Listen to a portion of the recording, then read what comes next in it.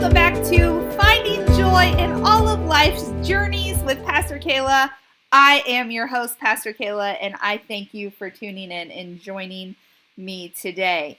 Once again, we are back talking about place and how place evokes our vocation, talking about our sense of call, and really diving into the places where God has called us to live and serve and work and be in relationship with one another.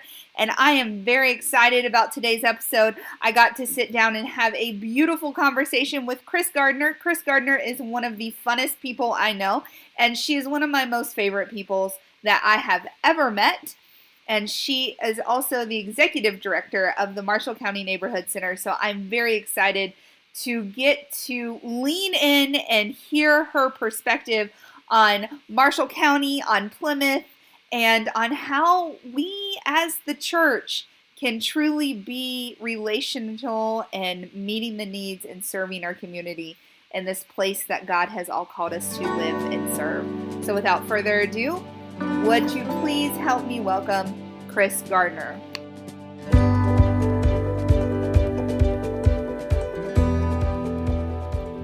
Well, Chris, thank you so much for joining today. I am really excited and looking forward to our conversation today. Can you start us off by introducing yourself? My name is Chris Garner. I am the executive director at the Marshall County Neighborhood Center here in Marshall County, Indiana. I'm born and raised here, and I am married with 2 adult children, one that's married and one that's in college. Awesome. So tell me what the Marshall County Neighborhood Center is. I know what the center is. Right. So the Marshall County Neighborhood Center is a county-wide, for lack of a better term, kind of a community center. We are a food pantry. We are a clothing pantry. We offer utility assistance. We offer individual, don't necessarily like the term, but case management, where we work with one-on-one with clients that desire to set goals and climb to self-sufficiency. And so we work with them over the course of 3 months to 12 months to kind of help them pave that course. And we do holiday assistance, so Thanksgiving and Christmas, and we're a major referral source. So a lot of our clients were their first stop, looking for where they can find help for their needs throughout the county, and we are able to refer them out that way. Awesome. I have found the center to be a place of life. Oh, there's lots of life there. As I've said earlier in these interviews, I've only been in Plymouth for a few years. But to get involved, it's kind of the heartbeat of the community. Yes. Yeah, we refer to ourselves as the heart of the neighborhood, and I think that we just really are. For some people, we are their social outlet. We are truly like their actual physical neighbor, and they come over to say hi to us frequently. Stop by daily for just a hello, or tell us about what happened with their grandchild, or at their doctor's appointment. I think that there's something unique to that. We try to be a place that offers hope and joy. Yes. And so, and it's fun because we see both donor and client side, and so we get to interact on both of those levels. Yes. Something that I love is, and you can tell me more about your philosophy, but it's more than just a handout, it's a hand up. Yes. And every single client's name. For one of the 3 of us always knows everyone's name. Yes. So between the 3 of us, we can always remember someone's name. We see a lot of clients, but yes, for the most part, we work really hard to know their names. They come. It takes us a couple months to get that, but we love to call them by name. We love to follow up with their stories. We love to ask how they're, in that 30-second interaction of signing in and handing them their basket to go clothes shopping. We love to have a little interaction of, how's it going today? How is your husband? How are the kids doing? And then as our volunteers take our clients to the food pantry, we always encourage that kind of conversation as well. And so there becomes great relationship building. They're treated like a true person. Yes. For who they are. Yeah. And not just someone who needs assistance. Yes, that's our goal. Everyone is a human being that deserves dignity and respect and kindness and gentleness. Yeah. Yeah. I I love it. I think that's one of the reasons why I love serving there. And one of the reasons I said yes when you asked if I would come onto the board. Yeah. So I thank you and give you major props for what you guys do, because it is a true gift that you all have to serve our community. Well, it is definitely very rewarding, because we do get to see those great stories. But there are days that are really hard. Yes. Problems that can't be fixed, stories that break your heart. Right. And again, some people who just don't want to change. They don't see that potential in themselves that we can see in them. Right. And that's hard. That's hard. It is hard. Yeah. So as we've kind of talked about the center a little bit, we serve at the center all of Marshall County. Yes. So tell me about, this is an assignment talking about place evoking vocations. So tell me about Marshall County. Tell me about Plymouth. Let's talk demographics. Talk about, what you know about Plymouth. Okay. Because I'm still a newbie. So Plymouth is the county seat, and is by far the largest community in Marshall County. So it's in the center of the county. All of the county resources are here. I believe, with the exception of Culver, we have the only other grocery stores. Okay. There are Dollar Generals in the other communities, but again, you can't rely on that. So from my work standpoint, there's lots of food deserts throughout Marshall County. We are very rural. So, when you kind of compare demographically us to like a St. Joe County, for example, most of their poverty is urban poverty. A lot of ours is rural poverty. So they're living outside of town limits. Transportation is an issue. We do not have public transportation throughout the community. And so demographically, we're very spread out. There's some uniqueness in the sense of we have a nice mix of, we have some Amish communities in some of our smaller kind of rural areas. We have a lake that brings in a lot of wealthy people who live there during the summer. And so Culver community itself is slightly divided in the sense that they're very unique, that they have those living the lake life in the summer, the town people who really are rather poor, middle class to low class. They also have a military academy private school. So you've got a bunch of international students living in this very rural kind of divided community. So county-wise, that's the place. That's where you go to eat. Right. They've got all of the nicer restaurants in our county. So you've got just those weird kind of demographics that make our county, I think, unique. We also have a large Hispanic population that has been moving in. And so you've seen that grow, and a lot of murmuring of racism kind of with that. Yes. It's not super blatant, but it's definitely there. So does that kind of answer your question about demographically, about where we're at? Yeah, it does. I have always struggled. So I grew up in southern Indiana, and I mean, you walked out my front door and you were in a cornfield. We were very rural. It was we were a food desert. If you had to plan a trip to town, and if you didn't get it when you were in town, you ain't getting it. So I have always struggled on how to classify Plymouth. People ask me, Kayla, what is Plymouth? Is it rural? And I'm like, well, yeah, kind of, but it's small town, but it's small town. It's hard. It's a weird area that we're in. Yes, because it is small town, but there's a lot of rural. There's still a lot of agriculture, but there's less agriculture now than what there was. Right. There's more kind of county subdivisions. Farmers have sold off their land. Right. There used to be a lot of our factories were locally owned factories. Those have been sold off, so now they're owned by someone somewhere else. Right. And so some of that small town feel, kind of that old, unique, small town, everyone knows everyone feel has kind of disappeared, but it's still somewhat there. I think that if you want to look at even the schools, so each community still right now has their own school. There's been lots of talk throughout the state of Indiana of merging schools at certain levels, and even in that there was a lot of pushback. Both of those two towns wanted to keep their school identity. You know, how do you do that? Because I think even though those towns are small, they have a lot of pride in themselves.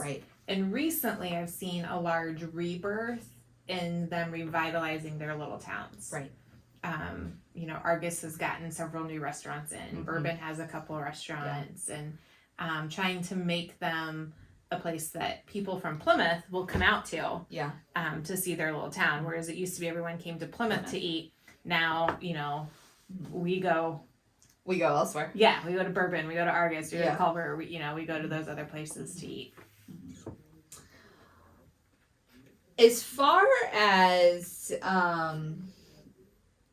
thinking through Plymouth and thinking through you know, the area that we've been called to serve, the Marshall County Neighborhood Center itself is not a faith-based organization. Correct.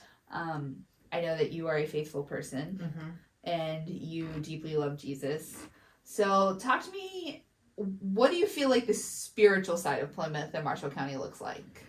Oh man. I know. We could be here all day. We could. So having grown up here, I have seen lots of fighting amongst churches. There's a large group of evangelical churches, and there's a large group of kind of the mainstream denominational churches. For whatever reason, they don't like to mix and share very well.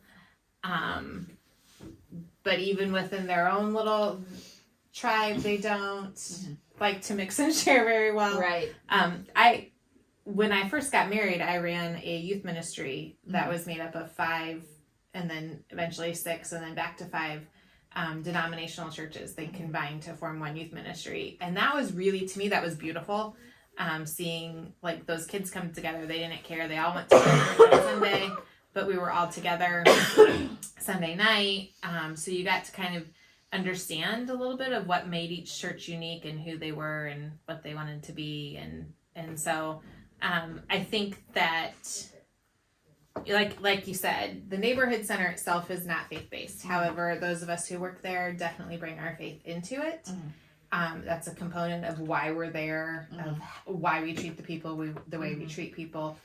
And I think that overall, there's a lot of people in the community that want to do good, that have a faith. We just can't figure out how to all come together to appreciate maybe the differences we have, but really understand the similarities we have.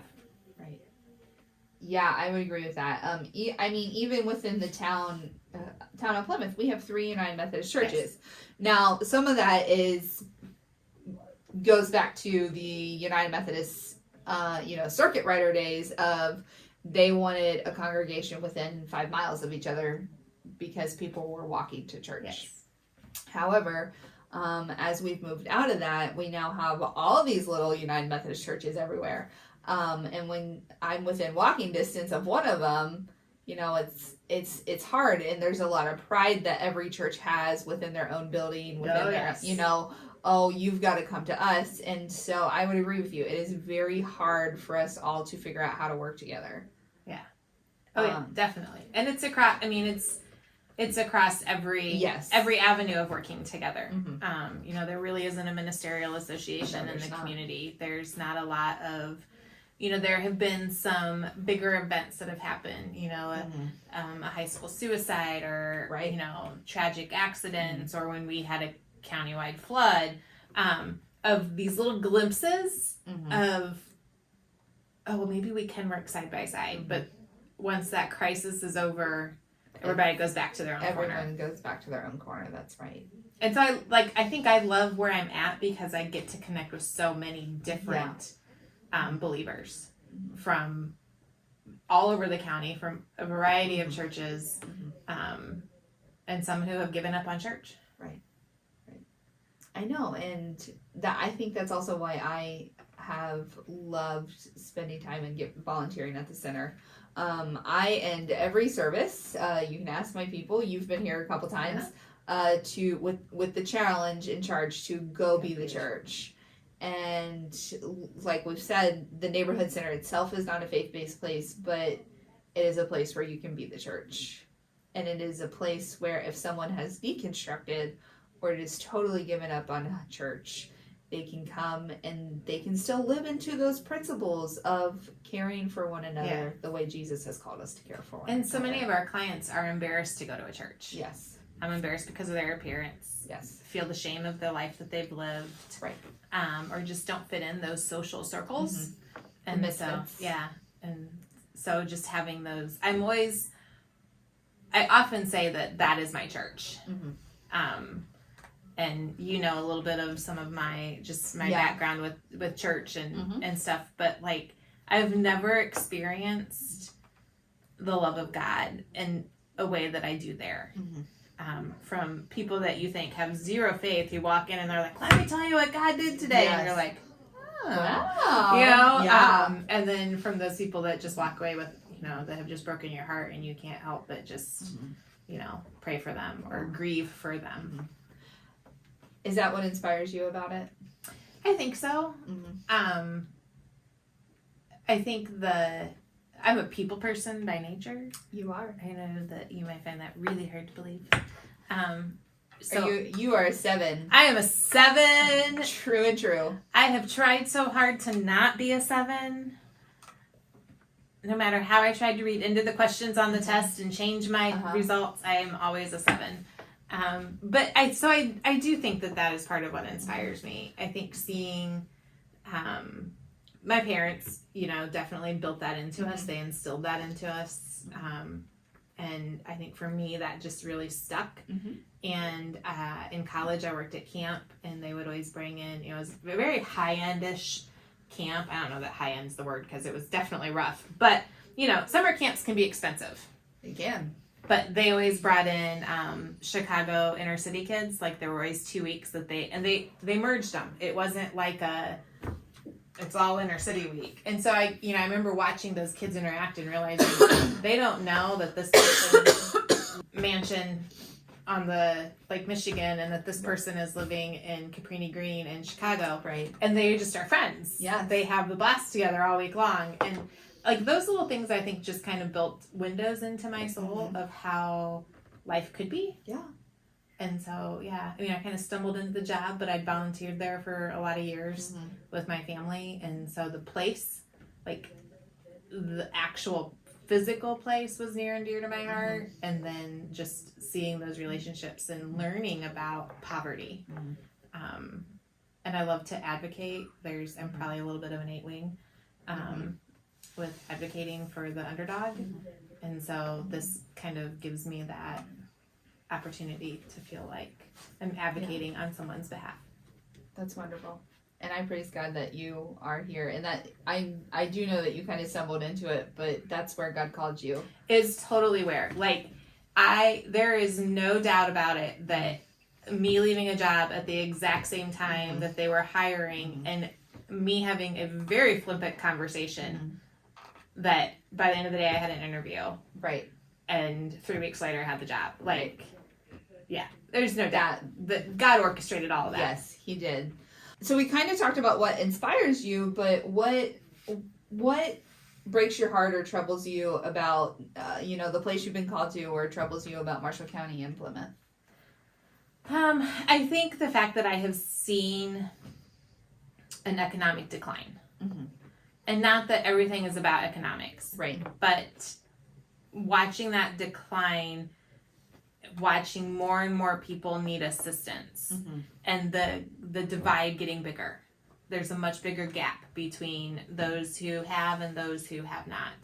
And that middle class is disappearing, particularly here locally. Right. They're being stretched really thin. And so I think that breaks my heart, that as community leaders, as government leaders, we haven't addressed those issues. Right. I talk a lot about housing issues, and we do have a housing crisis. yes, inequality in safe housing, Right. and our view of that, I think you see it, and this is probably true across everywhere in the United States because we are so strange about our sports, but you see it with kids being able to participate in a sport. Right. If you don't have the money at age 5 to enroll your kid, or even 3 to enroll your kid in whatever sport you think they're going to become the next star at, then they don't ever really get to play. Right.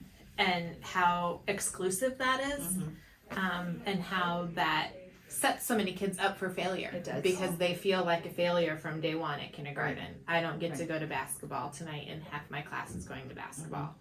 And so just kind of seeing that, I think, breaks my heart for where we're at, that inequality. And just that lack of attention, maybe, from our city and county leaderships.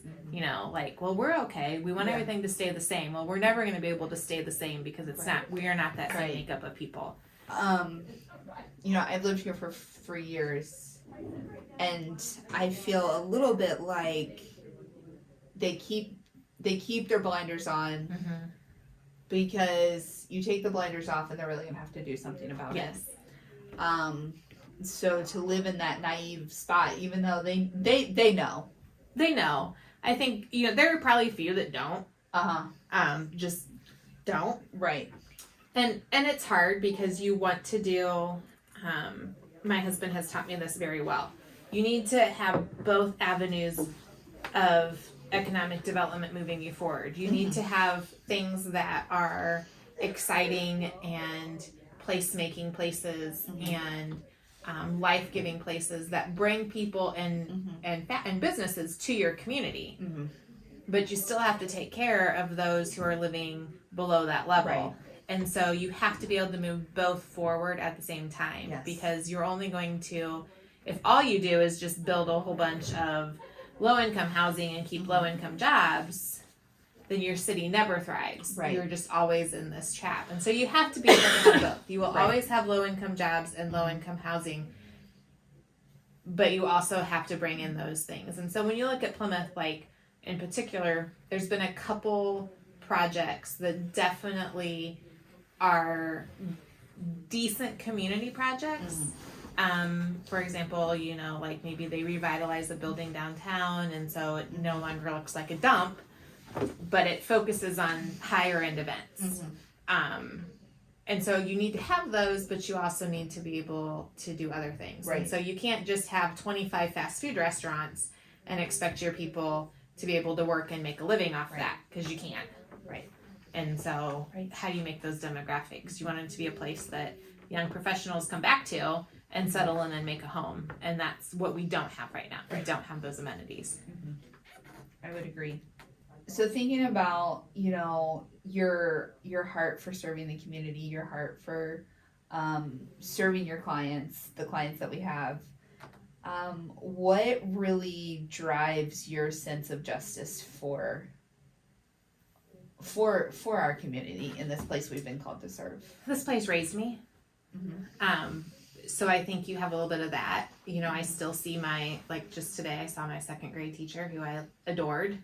And so I think when you have that, this place raised me, how can I not raise that next generation? How can I not advocate for the people who are living here now? Right. And then when I bring my faith into that, we can always long for something more. I never intended to stay in Plymouth. I never intended to live my life here. And I've spent plenty of years and plenty of times going, why am I still here? But we always think it's going to be better someplace else. And yet we have to remember that God has you here. Right.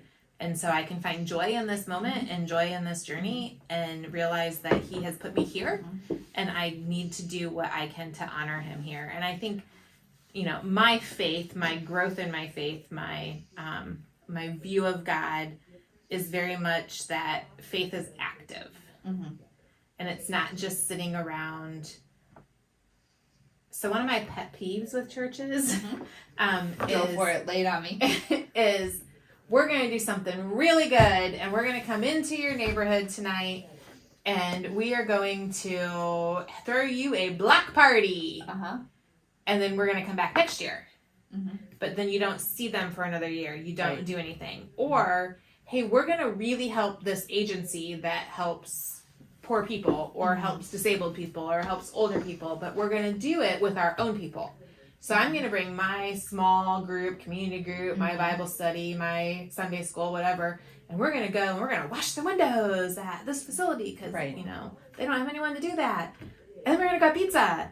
And so it's great because it does help that agency out. Like, it is a huge help to that agency, but it's a disconnect from really serving the people in that agency. So, I mean, yes, it's great that now they can see out their windows, but you didn't have that interaction with them. There's no relational building. And so, you know, I think, you know, one of the things that I love particularly about Trinity, because I've been involved for several years, is the connection you have to Northgate with your summer fun. Like, that it's not just this 4 days out of the summer, but you build relationships. When you pick those families for Christmas, that's what you're coming in and looking for. Or who are those families in that? You know, those in your church who are constantly calling me, there's a family out there and they need this, and you know, like, that it's not just about 4 days and we're here. It's about, you know, constant connections with them throughout the year. And there's lots of people who do that, you know, at the center. You know, there's a church who comes in and a couple of times a year they just serve a meal in our front yard, but they stand there and they interact. They bring enough people that they interact with our clients. They don't just kind of all huddle back. And then they usually out of that have come up with a way that they can offer something back. They happen to notice we had a lot of pregnant mamas, and so they put together new mom bags. So, you know, those are those things that I think, for me personally, it's that interaction. You don't just win people over by, I mean, you can get out and you can give a sermon and 800 people can confess their love for Christ. But if there's no relationship, it's just, it's just a number. And I think that for me, that relationship is always what has been a key component. You have to have a relationship. You have to get to know the person. Jesus sat down with the woman at the well. He did. And he listened to her story. He did. And he dined with the sinners. And he called Zacchaeus out of that tree. You know, and no one liked Zacchaeus. And the disciples he called, people didn't like them. And he went to his house. Yes. You know, like, it wasn't come to us. Yeah. It was he was going to them. Yeah. And so I just, like, I just think that it just is the perfect model of the Gospels. What is one thing that, besides being relational, as it's so needed, and I really hear that in your voice, but what is one thing that you would wish the clergy who are called to serve in this area would hear you say? Oh, man. I know. One thing? Or give me your wish list. I think get out of your walls. And again, there are some that do really good jobs, and there are some people in their buildings that do, but I think just keep preaching that. Keep preaching the gospel. You know, it's great if 400 women showed up at a conference, but what happens after the conference? What happens next? Where do they go? Do they go back to their friends, or do they find a place to connect with someone who desperately needs them and the love of Jesus? And I think that would be my thing. Like, keep pushing out of those walls. And if we can push out of those walls, and if we can stop thinking about how many attend my building versus how many attend your building, or, you know, how much am I giving somewhere versus how much you're giving somewhere, like, we might find that we have more in common than what we think. And I just think it could be really impactful for the community. And where I work, again, having grown up attending church here my entire life in Plymouth, I am so amazed and humbled by the generosity of these small churches. Because they don't have much, but they, like, give every month. There's a check from them because they believe in serving. Like, and I know that that's just a check, but they take special offerings for that check. So those people are, giving for that. It's a check that puts peanut butter and Yes. tuna and staples on the food. Yes. In the food pantry. And and I know, again, because I know so many people, and I know that's really hard for this church to write that check because they could use it to pay their own bill this month. Right. And then you've got a whole group of other churches that you don't see that from on it, and you may get a big chunk, but to me, it's that sweet, faithful, over and over and over, because I feel like it just keeps that fresh in their mind of, we're serving our poor, we're feeding our hungry, we're helping our community. And it's just that monthly, it's like this ritual of, and there's something beautiful about that to me. I would agree.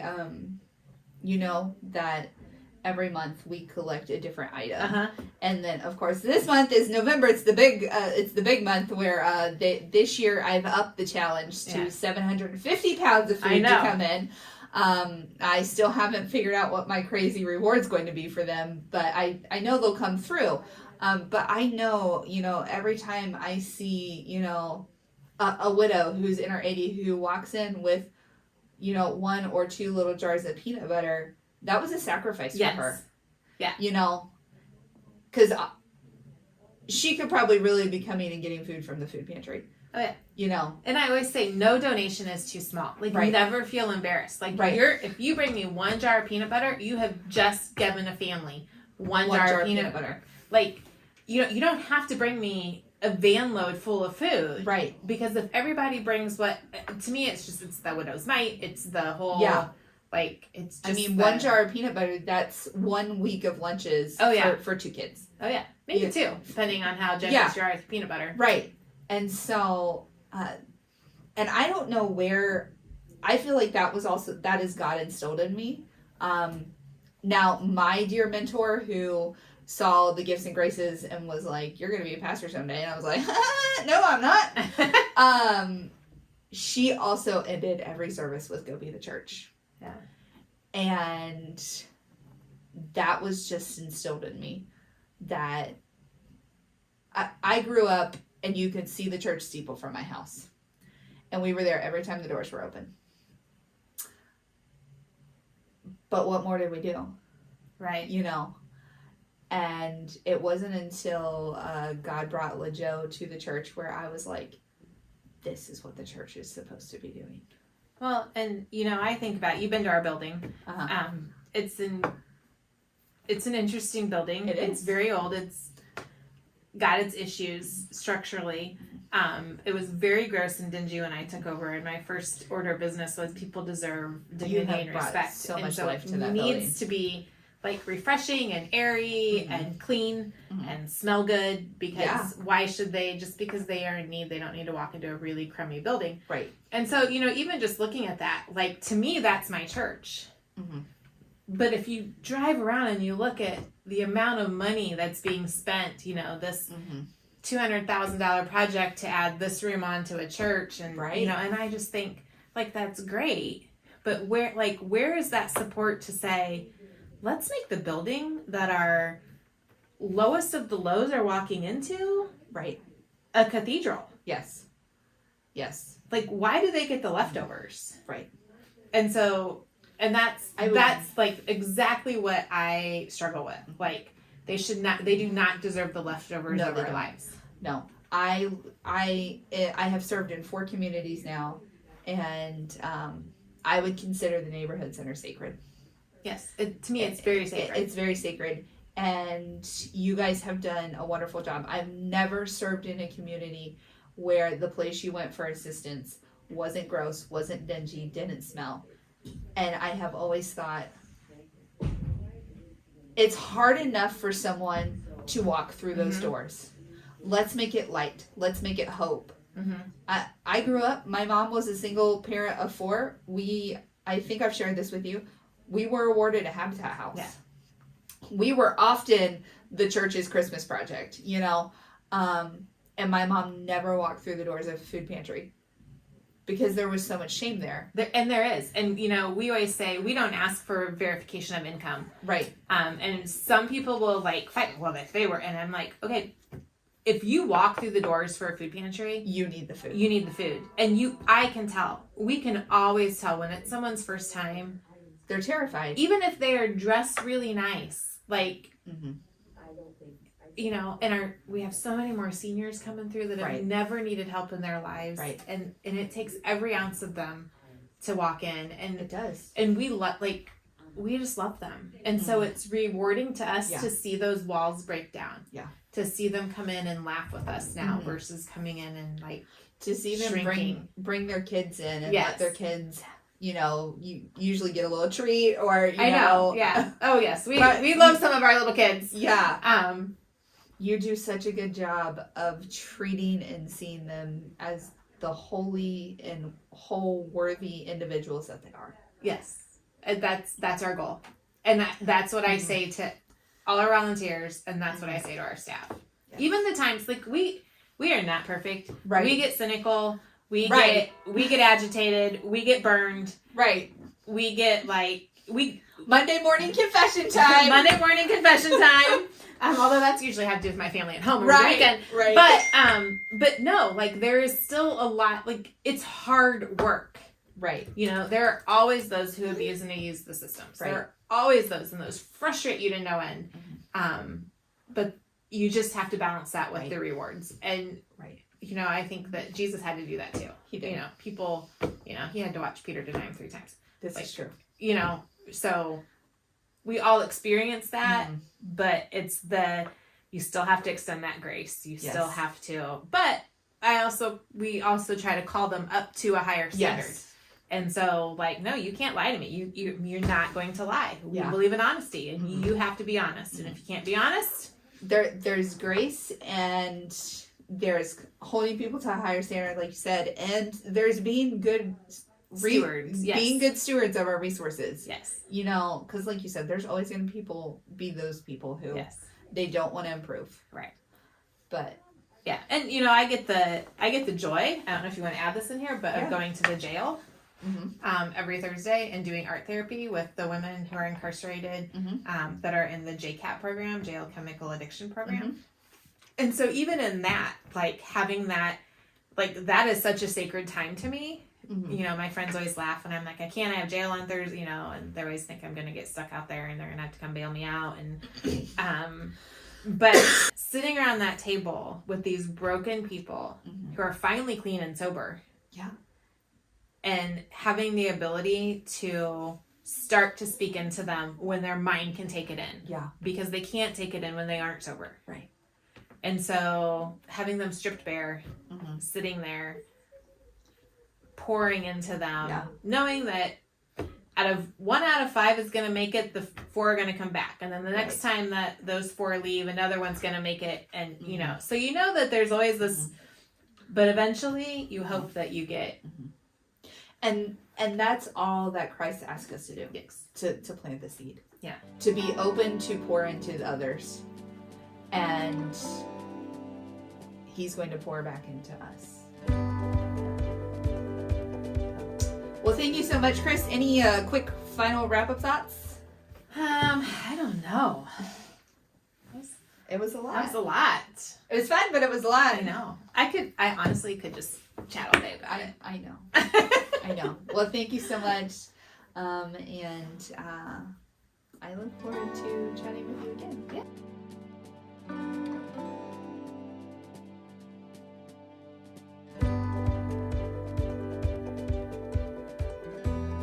Well, that was the wonderful Chris Garner, who is once again the executive director of the Marshall County Neighborhood Center, which is a assistance center that serves all of Marshall County in northern Indiana. And I am so blessed to know Chris and to be able to come and work alongside her and support the mission work that she is doing through the Neighborhood Center, and really being relational with the people that Christ has called us to serve the most.